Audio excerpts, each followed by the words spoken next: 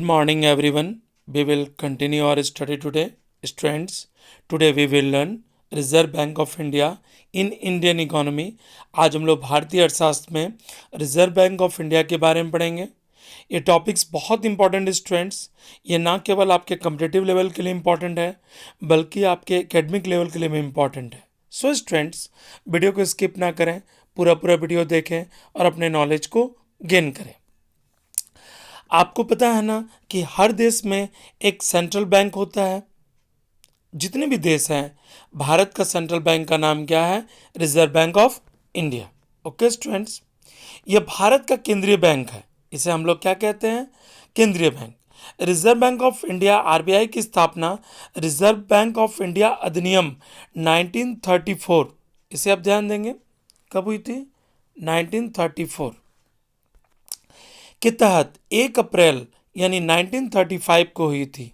इसे भी आप गौर करेंगे, 1 अप्रैल 1935 को। ओके, और उस समय इसके पास, आरबीआई के पास 5 करोड़ की ऑथोराइज कैपिटल था। कितना था कैपिटल? 5 करोड़। 5 करोड़ क्या था? ऑथोराइज कैपिटल था उसके पास। किसके पास? आरबीआई के पास। और यह 5 करोड़ की पूंजी 100 यानी 100 मूल्य के 5 लाख शेयर्स में विभाजित थी। इसे भी आप ध्यान देंगे। ये जो 5 करोड़ की पूंजी है वह 100 मूल्य के 5 लाख शेयर में विभाजित थी। प्रारंभ में लगभग समस्त अंश पूंजी का जो ऑनरशिप था वो गैर सरकारी अंशधारियों के पास था प्रारंभ में। ओके, किंतु अंशों के कुछ व्यक्तियों के हाथों में केंद्रीकृत होने से रोकने के लिए, यानी सरकार ये नहीं चाहती थी कि कुछ मुट्ठी भर लोगों के हाथों में ये बैंक चला जाए, इसलिए सरकार ने क्या किया, इसे आप जाने स्टूडेंट्स। 1 जनवरी 1949 को रिजर्व बैंक का क्या किया गया? राष्ट्रीयकरण कर दिया गया। इसे आप गौर करेंगे। ओके, यानी 1 जनवरी 1949 को आरबीआई का नेशनलाइजेशन कर दिया गया। बैंक में सामान्य प्रबंध और निर्देशन का कार्य 20 सदस्यों में से एक केंद्रीय निदेशक मंडल द्वारा किया जाता है। यानी इसमें कितने सदस्य होते हैं? 20 सदस्य होते हैं। केंद्रीय निदेशक भी होते हैं। ओके, इसे आप ध्यान देंगे। ओके ओके, इसमें एक गवर्नर, 4 डिप्टी गवर्नर, एक वित्त मंत्रालय द्वारा नियुक्त सरकारी अधिकारी होते हैं। इसे आप गौर करेंगे। कितने होते हैं? एक गवर्नर होते हैं। ओके ओके, 4 डिप्टी होते हैं गवर्नर, एक वित्त मंत्रालय द्वारा नियुक्त सरकारी अधिकारी और भारत सरकार द्वारा नामजद। ठीक है, 10 ऐसे निदेशक होते हैं जो देश की आर्थिक जीवन के विभिन्न पहलुओं का प्रतिनिधित्व करते हैं, तथा 4 निर्देशक स्थानीय बोर्ड यानी लोकल बोर्ड्स का प्रतिनिधित्व करने के लिए केंद्र सरकार द्वारा नामजद किए जाते हैं। ओके, आप समझ रहे हैं। केंद्रीय बोर्ड के अतिरिक्त 4 स्थानीय बोर्ड भी होते हैं। इसे भी आप ध्यान देंगे। कितने होते हैं? 4 स्थानीय बोर्ड, जिनके मुख्य कार्यालय मुंबई, कलकत्ता और नई दिल्ली है। इसे भी आप गौर करें। इनके मुख्य कार्यालय कहाँ है? मुंबई, कोलकाता, चेन्नई और नई दिल्ली। ओके, स्थानीय बोर्डों के 5 सदस्य होते हैं। कितने सदस्य होते हैं? 5, जो केंद्र सरकार द्वारा 4 वर्ष की अवधि के लिए नियुक्त किए जाते हैं। ओके, 5 सदस्य होते हैं जो 4 वर्ष की अवधि के लिए किसके द्वारा नियुक्त किए जाते हैं? केंद्र सरकार के द्वारा। स्थानीय बोर्ड केंद्रीय संचालक मंडल के आदेशानुसार कार्य करते हैं तथा समय समय पर केंद्रीय परामर्श देते हैं। रिजर्व बैंक का मुख्यालय मुंबई में है। यहाँ से भी क्वेश्चन पूछे जाते हैं स्टूडेंट्स, इसे आप ध्यान देंगे। आरबीआई का जो मुख्यालय है वो कहाँ है? मुंबई में है। ओके, अभी तो उस समय जब थे, अभी तो इसके गवर्नर जनरल चेंज है। उस समय उर्जित पटेल बताया जा रहा है। ओके, हम लोग जानेंगे रिजर्व बैंक के कार्य। क्या क्या फंक्शन है रिजर्व बैंक के, इसे आप ध्यान देंगे। ओके, सबसे पहला है नोटों का निर्गमन। ओके, रिजर्व बैंक को 1 रुपया के सिक्के यानी नोटों और छोटे सिक्कों को छोड़कर भारत में विभिन्न मूल्य वर्ग यानी वेरियस डिनोमिनेशंस के नोट जारी करने का मोनोपोली प्राप्त है, एकाधिकार प्राप्त है। इस पॉइंट को आप समझेंगे। रिजर्व बैंक सरकार के प्रतिनिधित्व के रूप में 1 रुपया के नोटों तथा सिक्कों एवं छोटे सिक्कों को देश और वितरण का कार्य करता है। किसका कार्य करता है रिजर्व बैंक? 1 रुपया के नोट, सिक्कों और छोटे सिक्कों का देश भर में क्या करता है? वितरण का कार्य करता है। करेंसी नोट जारी करने के लिए वर्तमान में रिजर्व बैंक नोट प्रचलन न्यूनतम निधि यानी मिनिमम रिजर्व सिस्टम को अपनाता है। यहाँ से भी क्वेश्चन पूछे जाते हैं स्टूडेंट्स, किस पद्धति को अपनाता है आरबीआई, इसे आप गौर करेंगे। ओके ओके, इसके अंतर्गत रिजर्व बैंक के पास स्वर्ण एवं विदेशी ऋण पत्र कुल मिलाकर किसी भी समय 200 करोड़ के मूल्य से कम नहीं होने चाहिए। ओके, कितने? 200 करोड़ कम नहीं होने चाहिए। इसमें स्वर्ण का मूल्य, इसमें किसका मूल्य शामिल होगा? स्वर्ण का मूल्य। ओके, और 115 करोड़ से कम नहीं होना चाहिए। यह पद्धति रिजर्व बैंक ने 1957 में अपनाई थी। इसे आप ध्यान देंगे। यह यानी आपसे क्वेश्चन पूछा जाएगा कि मिनिमम रिजर्व सिस्टम की पद्धति आरबीआई ने कब अपनाई थी, तो आप कहेंगे कि 1957 में अपनाई थी। ओके, द्वितीय पॉइंट पर हम लोग गौर करेंगे, सरकार के बैंकर के रूप में कार्य करना। यानी रिजर्व बैंक का दूसरा महत्वपूर्ण कार्य सरकार के बैंकर, एजेंट और परामर्शदाता यानी एडवाइजर एजेंट के रूप में आरबीआई काम करता है। ये केंद्रीय और राज्य सरकारें के सभी बैंकिंग कार्यों को संपन्न कराता है तथा सरकार को आर्थिक और मौद्रिक नीति संबंधी मामलों में सलाह भी देता है। इसीलिए कहा गया है कि वह एजेंट के रूप में कार्य करता है और वह एडवाइस भी देता है। किसको? सरकार को। यह सरकार के लिए सार्वजनिक ऋण की व्यवस्था भी करता है। किस ऋण की? पब्लिक जितने भी लोन होते हैं। ओके ओके, हम लोग जानेंगे तीसरा पॉइंट, बैंकों के बैंक के रूप में, बैंकर्स बैंक आप इंग्लिश में से कह सकते हैं, बैंकों के बैंक के रूप में कार्य करता है। रिजर्व बैंक देश के अन्य बैंकों के लिए वही करता है जो कि अन्य बैंक अपने ग्राहकों के लिए करते हैं। यह व्यापारिक बैंकों को बैंकर ही नहीं बल्कि अंतिम ऋणदाता भी है। इसे क्या कहते हैं? अंतिम ऋणदाता। इन पॉइंट को आप नोट डाउन करेंगे। ओके, फोर्थ नंबर पॉइंट है क्रेडिट कंट्रोल।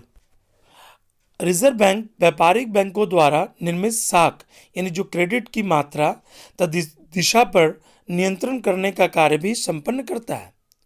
इस उद्देश्य की प्राप्ति के लिए वह परिमाणात्मक और गुणात्मक, क्वालिटिव और क्वांटिटिव उपायों का उपयोग करता है। इन रीतियों का विस्तृत विवेचन आगे किया गया है। हम लोग इसको जानेंगे स्टूडेंट्स कि किस तरह से क्वालिटिव और क्वांटिटिव क्रेडिट कंट्रोल को नियंत्रण करता है। कौन? आरबीआई। अगला जो पॉइंट है वह है विदेशी विनिमय पर नियंत्रण, यानी फॉरेन जो एक्सचेंज होते हैं उसको कंट्रोल करता है। रुपये के विनिमय मूल्य को स्थिर बनाए रखने के उद्देश्य से रिजर्व बैंक विदेशी मुद्रा का क्रय विक्रय भी करता है। इसे आप गौर करेंगे। ओके, विदेशी मुद्रा का क्रय विक्रय करता है और देश विदेशी कोषों का संरक्षण भी करता है। हमारे पास जितनी विदेशी मुद्रा हैं उसको जो रिजर्व रखने का काम कौन करता है? आरबीआई करता है। ओके, हम लोग जानेंगे 6 नंबर पॉइंट, अन्य कार्य। स्वतंत्रता प्राप्ति के बाद आर्थिक विकास पर अधिक बल देने के फलस्वरूप रिजर्व बैंक के कार्यों का लगातार विस्तार हुआ है। बैंक द्वारा विकास संबंधी और भी बहुत से कार्य किए जाते हैं। इन कार्यों में समाशोधन गृह का कार्य, कृषि साख की व्यवस्था करना यानी एग्रीकल्चर क्रेडिट की आर्थिक आंकड़े एकत्रित करना। इन पॉइंट पर आप ध्यान देंगे स्टूडेंट्स। समाशोधन कार्य, कृषि, आर्थिक आंकड़े एकत्रित करना और प्रकाशित भी करना, सरकारी प्रतिभूतियों, व्यापारिक बिलों का क्रय विक्रय करना, ऋण देना। ओके, मूल्यवान वस्तुओं का क्रय विक्रय करने आदि कार्य आते हैं। वह अंतर्राष्ट्रीय मुद्रा कोष में भारत की सदस्यता के संदर्भ में सरकार के प्रतिनिधि के रूप में भी कार्य करता है। ये भी गौर करने वाली बात है। कहाँ पर? IMF में। ओके ओके स्टूडेंट्स, हम लोगों ने RBI के फंक्शन को जान लिए। अब हम जानेंगे कि RBI जो है quantitative and qualitative credit control कैसे करता है। इस पॉइंट पर आप ध्यान देंगे। ओके, साख नियंत्रण यानी क्रेडिट कंट्रोल क्या है, इसे हम लोग गौर करेंगे। साख नियंत्रण से अभिप्राय देश में साख की मात्रा एवं दशा पर नियंत्रण से, यानी जितने भी क्रेडिट होते हैं उसको किस प्रकार से RBI नियंत्रण करेगा। केंद्रीय बैंक के कार्यों में एक महत्वपूर्ण कार्य साख पर नियंत्रण करना होता है। भारत में यह कार्य रिजर्व बैंक द्वारा संपन्न किया जाता है। साख नियंत्रण उपायों को 2 वर्गों में बांटा गया है। इन पॉइंट को देखें। परिणात्मक उपाय और एक आता है गुणात्मक उपाय, जिसे चयनात्मक परिणात्मक साख नियंत्रण का उद्देश्य। अब हम लोग जानेंगे परिणात्मक साख नियंत्रण का उद्देश्य क्या है।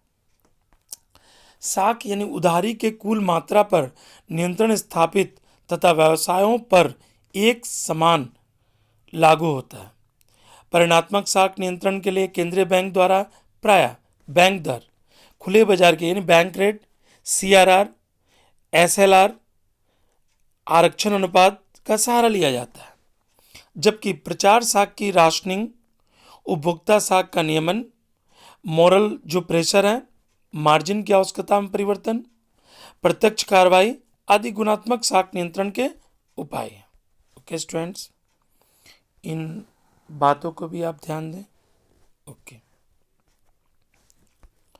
हम लोग पढ़ेंगे सेलेक्टिव क्रेडिट कंट्रोल क्या होता है। भारतीय रिजर्व बैंक ने सन 1956 से साख नियंत्रण के एक प्रभावी उपाय के रूप में चयनात्मक साख नियंत्रण को प्रयुक्त करता आ रहा है। किसको?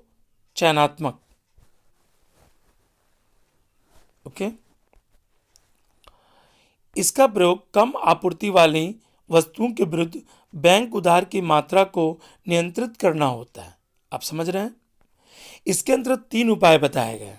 यानी RBI सेलेक्टिव क्रेडिट कंट्रोल कैसे करता है, इसे कितने उपाय बताए गए? 3।